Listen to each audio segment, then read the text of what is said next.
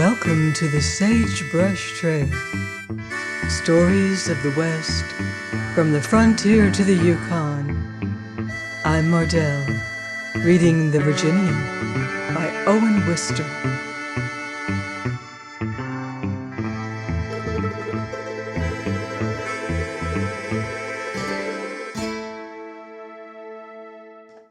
Chapter 3. Steve Treats. It was for several minutes, I suppose, that I stood drawing these silent morals.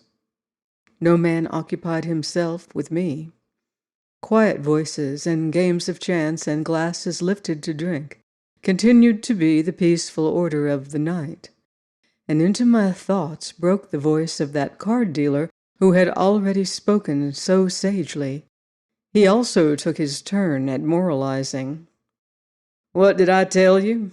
he remarked to the man for whom he continued to deal and who continued to lose money to him. "Tell me when. Didn't I tell you he'd not shoot?" the dealer pursued with complacence. "You got ready to dodge. You had no call to be concerned. He's not the kind of man you need feel anxious about." The player looked over at the Virginian doubtfully.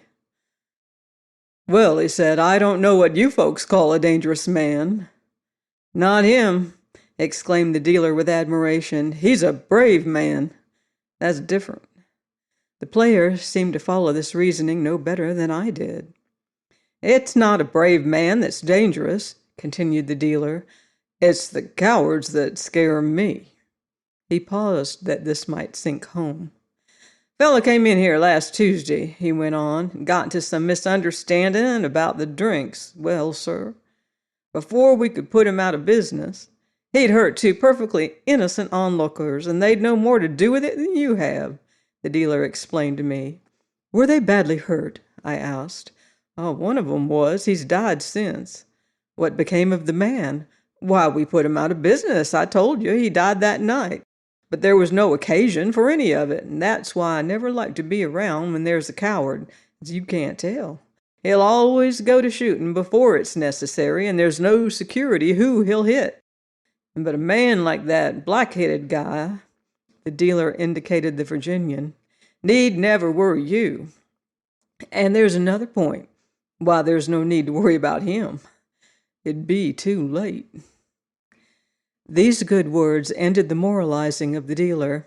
He had given us a piece of his mind. He now gave the whole of it to dealing cards. I loitered here and there, neither welcome nor unwelcome at present, watching the cowboys at their play. Saving Trampas, there was scarce a face among them that had not in it something very likable. Here were lusty horsemen, ridden from the heat of the sun and the wet of the storm, to divert themselves awhile. Youth untamed sat here for an idle moment, spending easily its hard-earned wages. City saloons rose into my vision, and I instantly preferred this Rocky Mountain place. More of death it undoubtedly saw, but less of vice than did its New York equivalents. And death is a thing much cleaner than vice. Moreover, it was by no means vice that was written upon these wild and manly faces. Even where baseness was visible, baseness was not uppermost. Daring, laughter, endurance, these were what I saw upon the countenances of the cowboys. And this very first day of my knowledge of them marks a date with me, for something about them and the idea of them smote my American heart, and I have never forgotten it, nor ever shall as long as I live. In their flesh our natural passions ran tumultuous, but often in their spirit sat hidden a true nobility, and often beneath its unexpected shining their figures took on heroic stature. The dealer had styled the Virginian a black-headed guy. This did well enough as an unflattered portrait. Judge Henry's trustworthy man, with whom I was to drive 263 miles, certainly had a very black head of hair. It was the first thing to notice now, if one glanced generally at the table where he sat at cards, but the eye came back to him, drawn by that inexpressible something which had led the dealer to speak so much at length about him. Still, black-headed guy justly fits him and his next performance. He had made his plan for this like a true and I must say inspired devil. And now the highly appreciative town of Medicine Bow was to be treated to a manifestation of genius. He sat playing his stud poker, after a decent period of losing and winning, which gave Trampas all proper time for a change of luck and a repairing of his fortunes. He looked at Steve and said amiably, "How does bed strike you?" I was beside their table, learning gradually that stud poker has in it more of what I will call red pepper than has our Eastern game. The Virginian followed with his own question. "Bed strikes me," he stated. Steve feigned indifference. He was far more deeply absorbed in his bet and the American drummer than he was in this game, but he chose to take out a fat florid watch, consulted elaborately, and remarked, "It's only 11. "Oh, you forget I'm from the country," said the black-headed guy. "The chickens have been roosting a right smart while." His sunny southern accent was again strong. In that brief passage with Trampas it had been almost wholly absent. But different moods of the spirit bring different qualities of utterance. Where a man comes by these naturally, the Virginian cashed in his checks. "A while ago," said Steve, "you had won 3 months' salary." "I'm still $20 to the good," said the Virginian. "That's better'n breaking a leg." Again, in some voiceless, Masonic way, most people in that saloon had become aware that something was in the process of happening. Several left their games and came to the front by the bar. "If he ain't in bed yet," mused the Virginian. "I'll find out," said I, and I hurried across to the dim sleeping room, happy to have a part in this. They were all in bed, and in some beds, too, were sleeping. How they could do it, but in those days I was fastidious. The American had come in recently and was still awake. "Thought you were asleep at the store," said he. So then I invented a little lie and explained that I was in search of the Virginian. "Better search the dives," said he. "Those cowboys don't get to town often." At this point I stumbled sharply over something. "It's my box of consumption killer," explained the drummer. "Well, I hope that man will stay out all night." "Bed narrow?" I inquired. "For 2 it is, and the pillows are mean. Takes both before you feel anything's under your head." He yawned, and I wished him pleasant dreams. At my news, the Virginian left the bar at once and crossed to the sleeping room. Steve and I followed softly, and behind us several more strung out in an expectant line. "What's this gonna be?" they inquired curiously of each other, and upon learning the great novelty of the event, they clustered with silence intense outside the door where the Virginian had gone in. We heard the voice of the drummer cautioning his bedfellow. "Don't trip over the killer," he was saying. "The Prince of Wales barked his shin just now." It seemed my English clothes had earned me this title.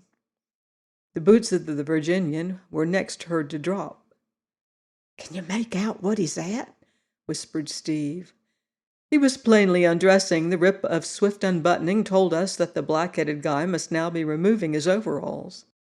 "Why, thank you, no." He was replying to a question of the drummer. "Outside or in's all one to me." "Then if you'd just as soon take the wall." "Why, certainly." There was a sound of bedclothes and creaking. "This here pillow needs a southern climate," was the Virginian's next observation. Many listeners had now gathered at the door. The dealer and the player were both here. The storekeeper was present, and I recognized the agent of the Union Pacific Railroad among the crowd. We made a large company, and I felt that trembling sensation which is common when the cap of a camera is about to be removed upon a group.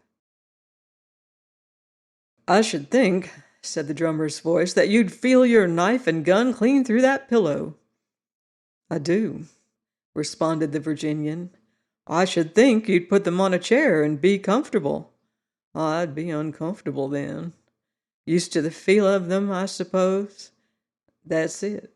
Used to the feel of them. I would miss them, and that would make me wakeful." "Well, good night." "Good night. If I get to talking and tossing or what not, you'll understand you're to... Yes, I'll wake you. No, don't you, for God's sake. Not? Don't you touch me. What'll I do? Roll away, quick, to your side. It don't last but a minute. The Virginian spoke with a reassuring drawl. Upon this there fell a brief silence, and I heard the drummer clear his throat once or twice. It's merely the nightmare, I suppose, he said after a throat clearing. Lord, yes, that's all. Don't happen twice a year. Was you thinking it was fits? Oh, no, I just wanted to know. I've been told before that it was not safe for a person to be waked suddenly that way out of a nightmare. Yes, I've heard that too, but it never harms me any. I didn't want you to run risks. Me? Oh, it'll be all right now that you know how it is. The Virginian's drawl was full of assurance.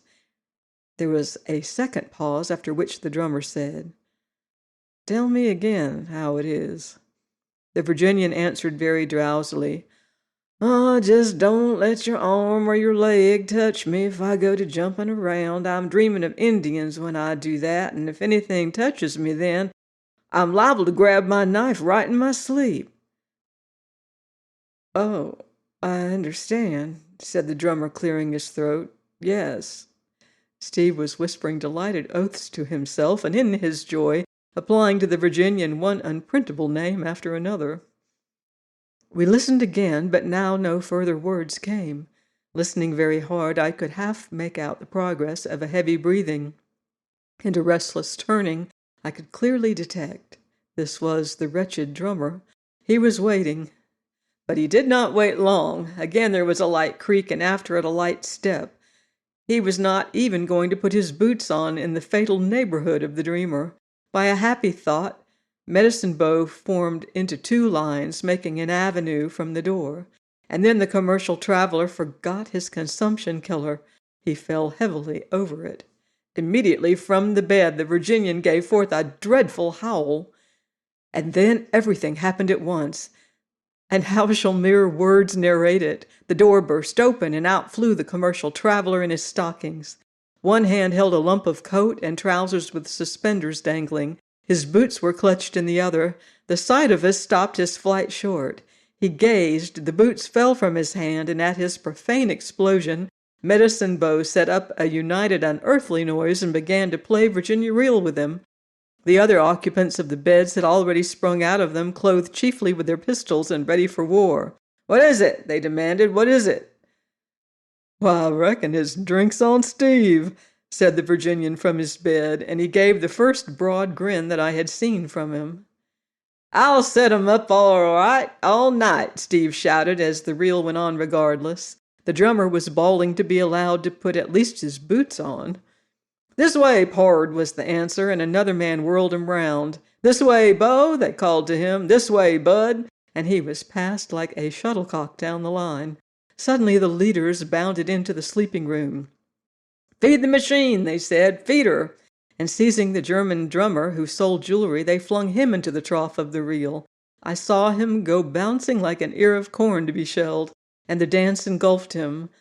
I saw a Jew sent rattling after him, and next they threw in the railroad employee and the other Jew, and while I stood mesmerized, my own feet left the earth. I shot from the room and sped like a bobbing cork into this mill race, whirling my turn in the wake of the others amid cries of, Here comes the Prince of Wales! There was soon not much English left about my raiment.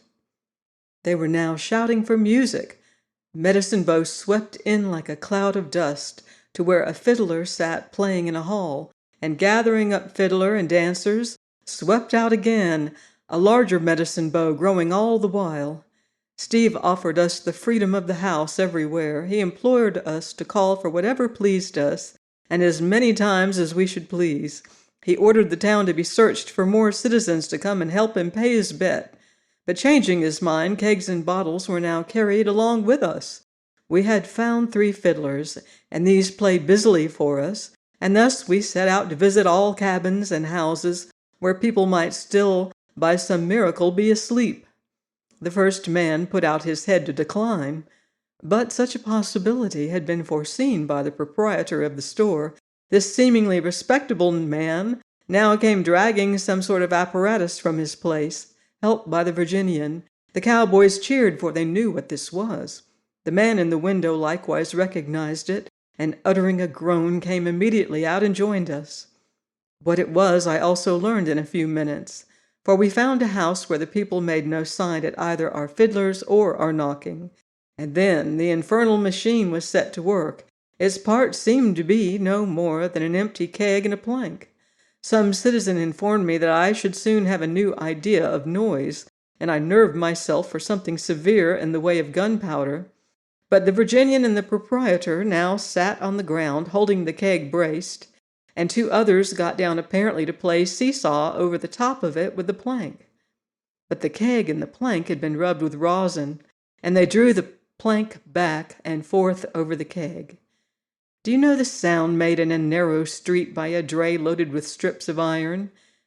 That noise is a lullaby, compared with the staggering, blinding bellow which rose from the keg. If you were to try it in your native town, you would not merely be arrested, you would be hanged, and everybody would be glad, and the clergyman would not bury you. My head, my teeth, the whole system of my bones leaped and chattered at the din, and out of the house like drops squirted from a lemon came a man and his wife. No time was given them. They were swept along with the rest, and having been routed from their own bed, they now became most furious in assailing the remaining homes of Medicine Bow. Everybody was to come out. Many were now riding horses at top speed out into the plains and back, while the procession of the plank and keg continued its work, and the fiddlers played incessantly. Suddenly there was a quiet. I did not see who brought the message, but the word rang among us that there was a woman, the engineer's woman down by the water tank, very sick. The doctor had been to see her from Laramie. Everybody liked the engineer. Plank and keg were heard no more. The horsemen found it out and restrained their gambols. Medicine Bow went gradually home. I saw doors shutting and lights go out. I saw a late few reassemble at the card tables, and the drummers gathered themselves together for sleep. The proprietor of the store, you could not see a more respectable-looking person, hoped that I would be comfortable on the quilts. And I heard Steve urging the Virginian to take one more glass. "We've not met for so long," he said. But the Virginian, the black-headed guy, who had set all this nonsense going, said no to Steve. "I've got to stay responsible," was his excuse to his friend, and the friend looked at me. Therefore I surmised that the judge's trustworthy man found me an embarrassment to his holiday. But if he did, he never showed it to me. He had been sent to meet a stranger and drive him to Sunk Creek in safety, and this charge he would allow no temptation to imperil. He nodded good night to me. "If there's anything I can do for you, you'll tell me." I thanked him. "What a pleasant evening," I added. "I'm glad you found it so." Again his manner put a bar to my approaches, even though I had seen him wildly disporting himself. Those were matters which he chose not to discuss with me. Medicine Bow was quiet as I went my way to my quilts, so still that through the air the deep whistles of the freight trains came from below the horizon, across great miles of silence. I passed cowboys whom half an hour before I had seen prancing and roaring, now rolled in their blankets beneath the open and shining night. "What world am I in?" I said aloud. "Does this same planet hold Fifth Avenue?" And I went to sleep, pondering over my native land. Please join me next week, here on the Sagebrush Trail, for more cowboy commotion in The Virginian by Owen Wister.